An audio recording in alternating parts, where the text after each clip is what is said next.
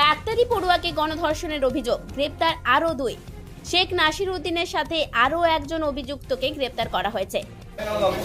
বলছি যে আপনারা কি ঘটনায় যুক্ত ছিলেন?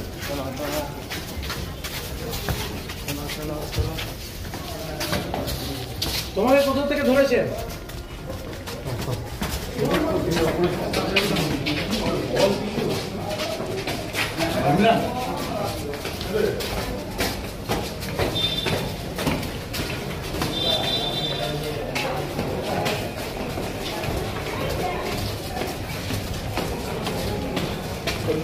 এই নিয়ে এই ঘটনায় 5 জনকে গ্রেপ্তার করা হলো। সোমবার দুর্গাপুর মহকুমা আদালতে তোলা হয় অভিযুক্ত শেখ নাসির উদ্দিন ও আরো একজনকে। নিজেদের হেফাজতে চেয়ে পুলিশ অভিযুক্তদের মহকুমা আদালতে তোলে।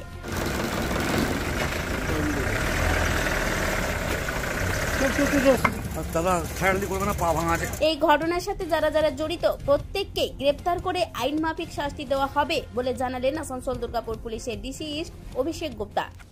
Detail any sir?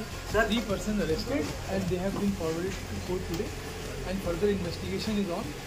Everything is going according to all the protocol.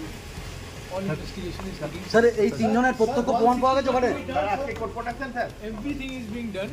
সব কিছু করা হচ্ছে, সব কিছু ভালো করে দেখা হচ্ছে। 3 জনকে কোর্টে ফরওয়ার্ড করা হয়েছে, আজকে 3 জনকে অ্যারেস্ট করা হয়েছে। তদন্ত চলছে আর যখন যেভাবে হবে সব। স্যার সহপাঠী কোথায় আছে স্যার? স্যার সহপাঠী তাকে ডিটেইন করে। দুর্গাপুর থেকে অনুরাধা সেনগুপ্তের রিপোর্ট, খাঁটি খবর।